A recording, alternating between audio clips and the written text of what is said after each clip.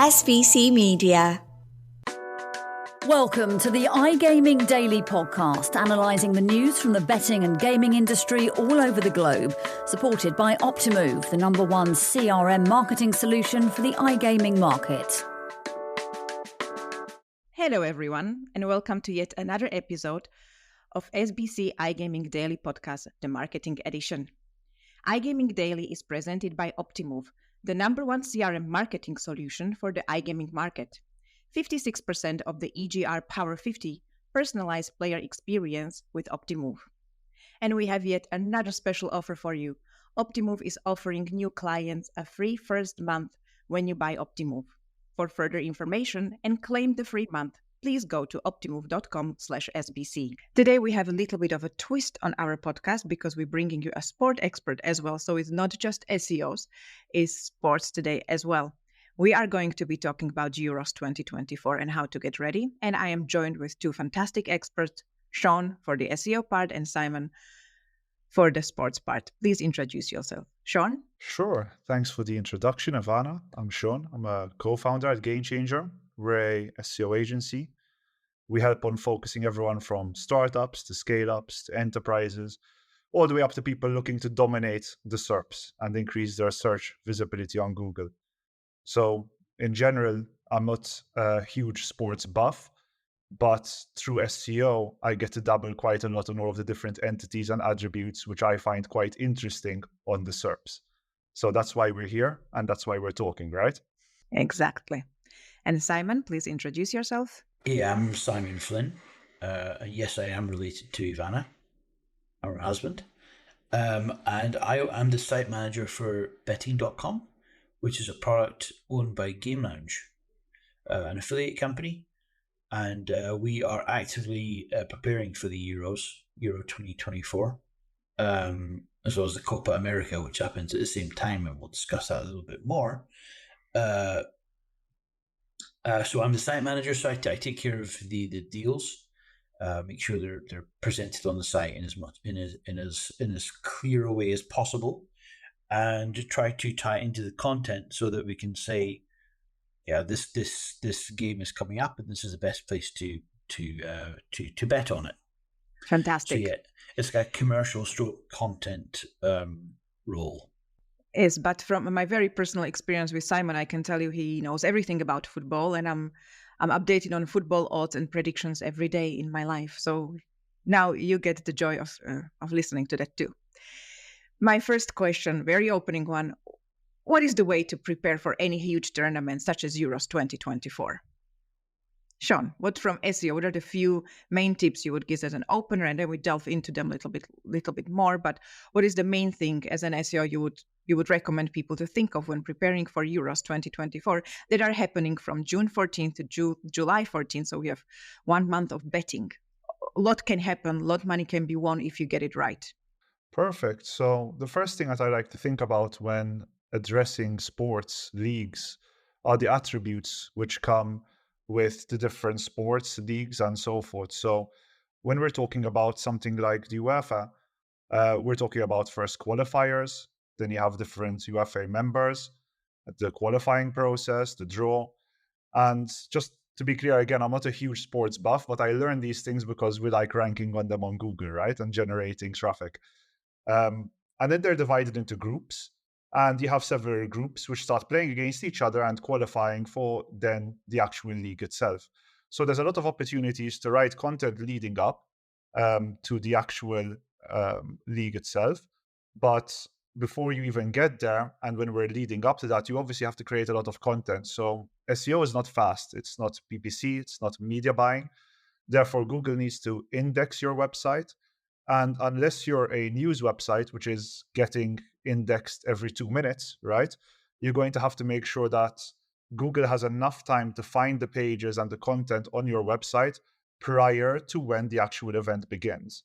And when the event does begin, that you are positioned correctly to compete against everyone else who's writing content and trying to prepare for the same sporting event.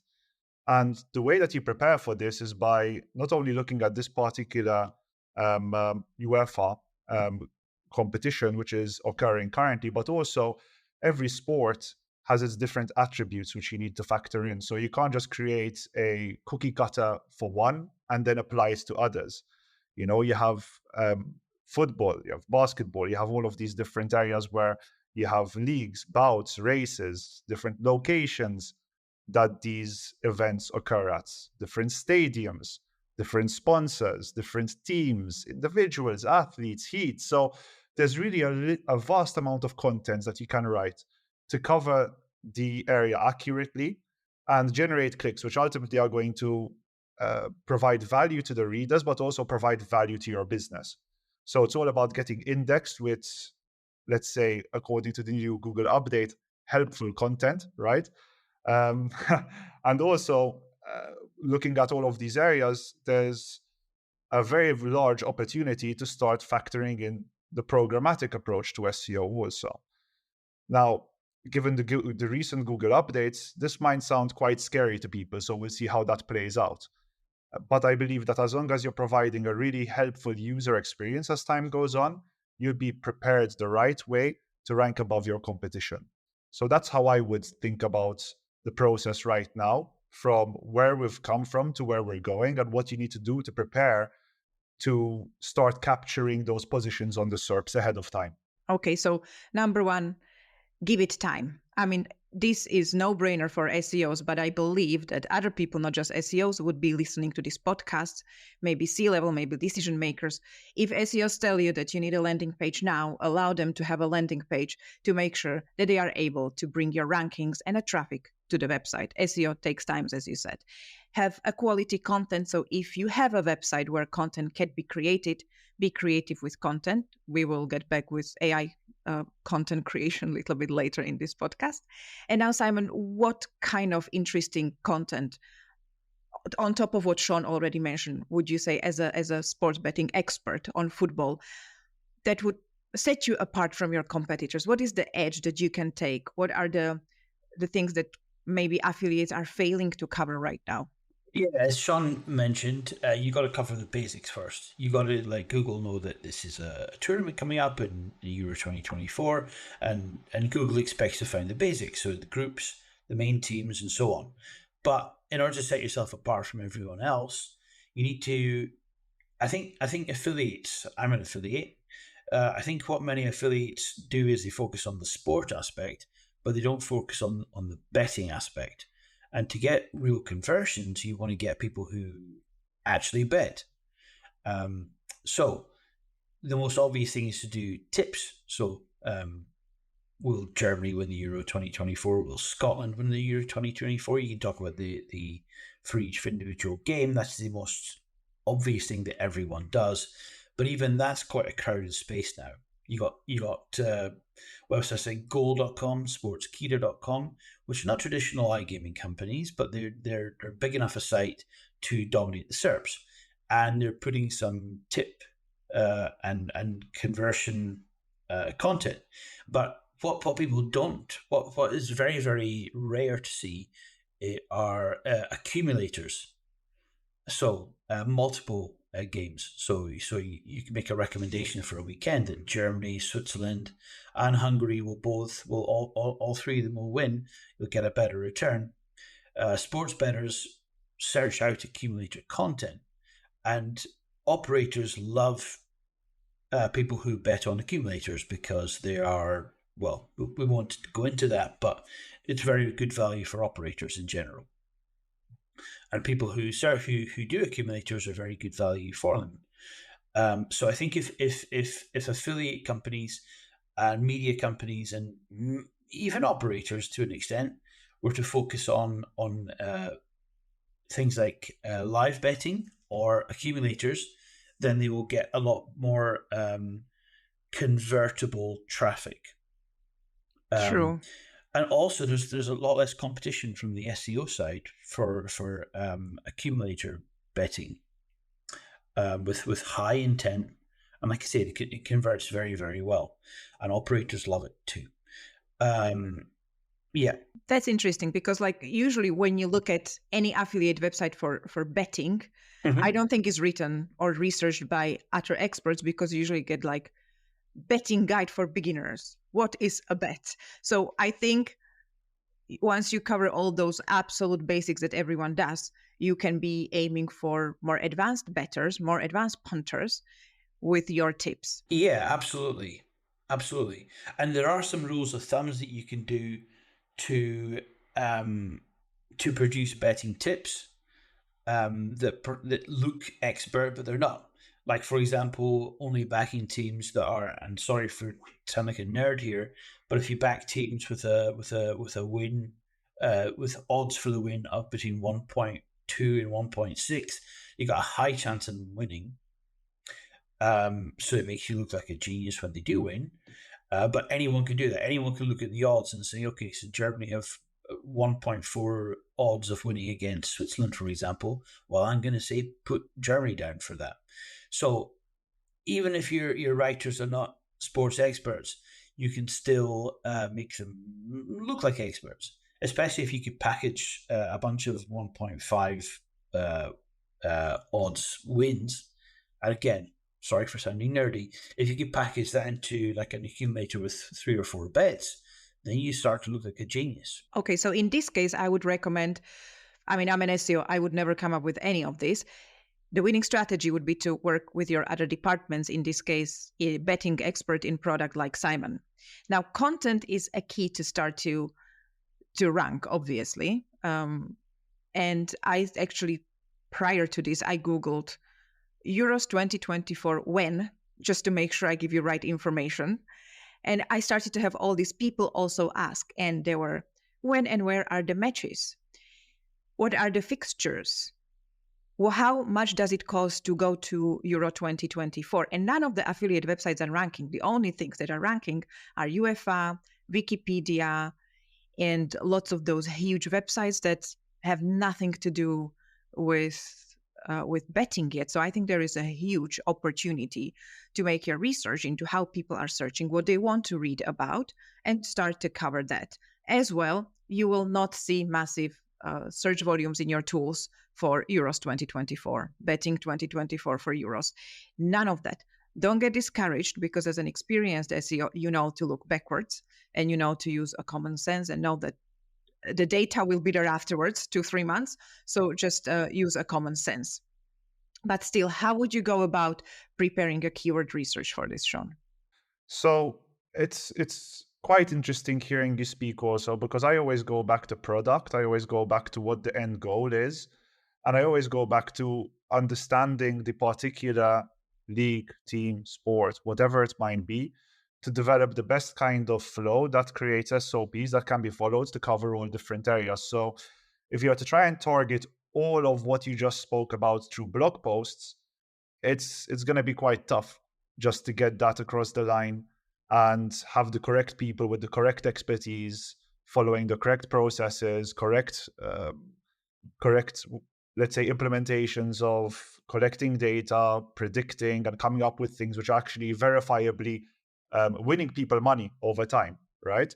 So I always look back to the product. And when I look into sports betting overall, we have 2 main topics over here, right? Because we are talking about converting through iGaming. We're talking about operators and we're talking about affiliates. So these are the 2 areas that contribute to the conversion funnel mainly, besides all of the programmatic advertising and so forth. So the operators have issues, right? As they're only able to target the sporting type, the league or tournament, the event itself, which typically isn't really built from a URL perspective quite that well. It's a parameter URL with loads of numbers. There isn't really an opportunity to put content on it. And it typically comes up 3 days before the event, gets removed, and then you lose that opportunity to archive it. And when those people play again in the future, have more information added to that page, right? So I always look back to building up a solid strategy in either the way that you're going to post content targeting all of these different attributes. I mean, Google understands these leagues, tournaments, games, sports, whatnot. So if you type in UEFA on Google, you're going to find a nice little feature that Google triggers, which has the different teams, the news related to it, and so forth. And you need to think about all of the different attributes which you're going to contribute to the, let's say, product that you build, which triggers these attributes in the right way. As an example, if you're talking about a team, who are the captains of the team, who are the individual athletes on the team, what is the past performance of the team, what are the odds of them winning. When it comes to speaking about accumulators, like you mentioned, and different features on the betting aspect, what unique events could occur which could trigger people to search, not in a structured way, like you mentioned, it's not going to show search volume, but will trigger those quick searches because they need an answer towards a question, such as things going wrong with the platform or things going wrong with the particular match, such as postponement. What happens if you accumulate to your accumulator if something gets postponed? So I always go back to think about a solid product. Think about a solid way to offer information that covers all of the attributes which contributes towards your conversion funnel. And don't neglect the news aspect of sports also. Things are constantly happening. And this is maybe more where in the past, at least, and even currently to today, even on tipping, because you have tips which occur even during the game itself, where automation is implemented. And I'm sure that Ivana has quite a lot of comments on that. And maybe we'll cover it after this. But it gives a lot of opportunities to target newsworthy content as events occur. Of course, getting on the top stories or Google Discover requires a completely different kind of optimization. News article schema, OG title for Discover, schema title for the actual Google News, and then SEO title for what you're trying to cover on Google SERP. So it's optimizing for 3 different platforms. But if you manage to find that intersect between all of these different areas where people are looking for information which is relevant and you offer value at the right time, that's where the money is. Yeah, exactly. Simon, anything to this? Yeah, I agree with what Sean was saying at the end about Google Discover and different platforms. I would also throw in video content as well. So YouTube and possibly TikTok. A lot of people now actively consume and search for content on video platforms. I personally do YouTube. And for example, a company like Oddspedia, they have a lot of success in recent years, with putting betting tips on their YouTube channel. It's quite cheap to produce. It is quite cheap to produce. It's a bunch of guys like us sitting in a podcast, producing tips, and they get a huge amount of engagement. And there's not a massive amount of competition on YouTube for betting tips. There is, but if you can do it in a well packaged product, it really stands out well. And it's going to be hard to. It's often hard to compete against news companies which have parasite SEO sections for things like the Premier League or football, or I imagine the Euro 2024 will come up as well. It's going to be it's quite expensive to compete against them, and I think social media, video platforms is a cheap way of leveraging that type of content. Okay, so here we have a whole new approach to actually trying to get eyes to your website, including video, trying to go for Google Discover and Google News. I don't think those are things that iGaming companies, either affiliate or operators, traditionally think of as a way of engaging and getting customers. So I think this is a very valid tip. And Sean already pre-shadowed my next question. In a light of the March update, how much AI can we still use? I mean, I don't think AI content is necessarily bad. It is definitely not an enemy. But where is the right balance, what to use and when to use it and when not to use it? Okay, so maybe I can start on this one. I think the ultimate question is, are you using AI for the sake of using AI and to be lazy and to scale immensely, or are you trying to offer value? So let's go back to creating some kind of page, let's just say on this particular tournament where you have 2 teams playing against each other. these two teams which are playing against each other could have played against each other in the past. There could have been certain lineups, and this could be archived onto a page. When a new tournament comes up and these guys are going to play against each other again, these two teams, and forgive me, I'm not going to mention teams because I'm not really a football buff, but why not add new information? Who's the lineup? What is the past performance? What are the odds on this game? Where is it going to be now? And also then having commentary based on what happens within the game itself, potentially produced with AI. And then there's the question, and I had this conversation with somebody just yesterday about how much AI is too much AI, and I don't think it comes down to how much AI is too much AI, as well as it is how much AI do you need to implement to forget what you're trying to serve, which are actual people. And if you're serving actual people content which is not making sense and you don't have any kind of quality assurance process, at the very least, while you're automatically generating tips 7 out of every 100, let's be honest, before you understand that maybe something isn't working very well, then ultimately you are going to provide a bad experience to your users. And Google ultimately only makes money when people decide to use its search engine versus other people's search engines. So TikTok is a search engine, Bing is a search engine. Now we have Perplexity AI, which is a search engine. We have ChatGPT, which is, let's say, a search engine. So people are starting to diversify their attention for where they ask their questions. And part of that is also because a large part of the Google search results haven't been great the past couple of years. So there's been a lot of abuse. And I don't really get the answer to my questions very often when I search for things that are quite niche. And I have to read a lot of content. To get to the crux of it. So I don't think that Google's necessarily taking a negative stance. They're taking the stance that we want to have a healthy business and we want to continue having a healthy user base. So don't abuse that. Offer value. Have a process where you can check what's being done and ensure that it is offering value to users. And also bear in mind that AI content is being generated through patterns. And do you honestly believe that the largest company when it comes to artificial intelligence in the world, which has huge amounts of data spanning over 20 years, cannot determine when you're just using a standard prompt on ChatGPT?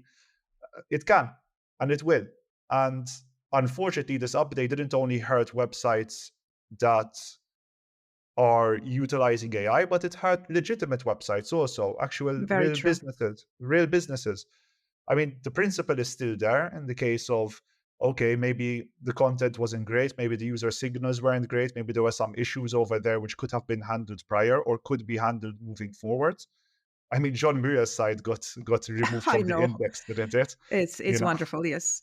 So no one's safe from this update. Everyone should look at themselves, and everything that we're discussing now would probably need to discuss again in another month. But AI is not the enemy as long as you utilize it correctly. Exactly. And Simon, where would you use AI? Is it research or is it production? Where do you think in your approach you would use AI to actually give a value? I think AI could be very useful in the case of Euro 2024, assuming, and you need to check this beforehand, that the AI tool you're using is up to date with current news, like who's in the tournament, for example. There's plenty of times I go to ChatGPT and ask them who will be the next Liverpool manager. I've done this several times over the past month, and it tells me, well, Liverpool are not looking for a manager. Their manager is very happy where he is. He's not been for months, and he's been saying he's going to leave. So you need to make sure your AI tool is up to date, because when we're talking about sport, you're talking about an ongoing news story. So that's the first thing. Secondly, I think AI content can be used as a very good templating engine for the teams and the groups, and it can produce a reasonable content at scale. But you need an expert or someone who understands the current news events, in this case, sport, to examine the content and make sure it makes sense. And if possible, in fact, it's not possible, you must add some human element to it. Add an opinion.